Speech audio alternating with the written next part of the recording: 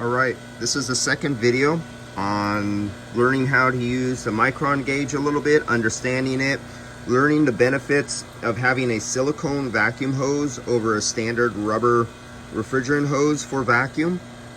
And if you've seen in the first video that we have gotten down to 26 microns inside this tank, and this tank is going to be our test tank.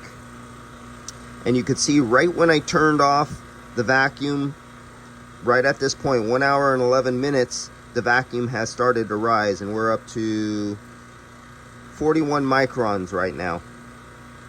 So we're going to, and we have new hoses to test too. So here's brand new hoses, because someone's going to say, well, what's the difference between using old hoses and new hoses? And we're going to do that because we have those.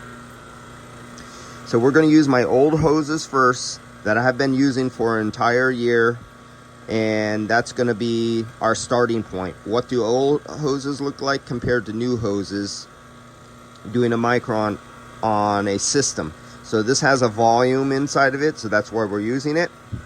So right now both of these caps are off on these valves, so the tank is isolated. It's reading at 41 microns right now.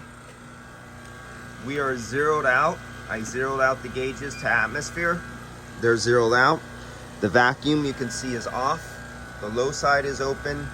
The high side is open. We are gonna not use the refrigerant hoses. Should I use or should I not use the refrigerant hose, charging hose in this test? No, we're gonna take the refrigerant charging hose out of the system. So we're gonna close that valve. So now that valve is closed. We're gonna see only the effect of the vacuum pump on the hoses with the valves off at first. So let's get that done, and we'll be able to read the inches of mercury and vacuum right here. I have it, I think I have it tagged up over there. Let's go. Open it up. We just opened it up. So now we're fully open to the vacuum pump, and you already see we're in 200 microns. It just flat, it's that quick. And over there you could see it right there. It's trailing. So let's start this one too. And so now we have the Blue Vac Pro Plus on the iPad right here, and you're going to see it start to come, or no, you're not going to see it come down because these valves are off.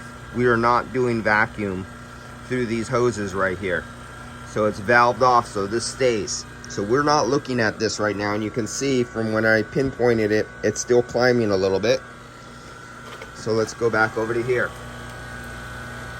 We see that this is steadily going down, and if you look at it right there, you could see a drop.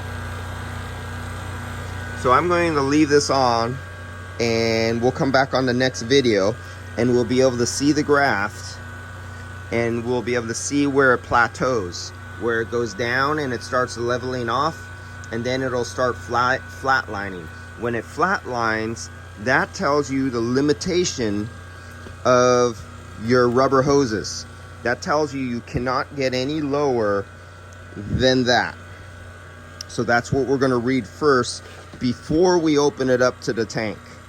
That's going to come later. First, we want to know what is the minimum we could get with these rubber hoses, and then the next video after that will be turning off the vacuum, and we're going to watch the vacuum decay of rubber refrigerant hoses, and we're going to see why you get the readings you do, because many people don't understand you're not supposed to use rubber refrigerant hoses for doing a vacuum decay test. You could get down there, but your limitation is your hoses, and your failure in your readings is because of your hoses, and I'm going to show you that now. I already showed you what a silicone 3/4 inch vacuum rated hose directly to the tank is capable of doing, and I already showed you what a clean dry tank that is off circuit, these are closed, it's capable of holding a vacuum. What you see right here, we're still down at 44 microns, so you're able to see that.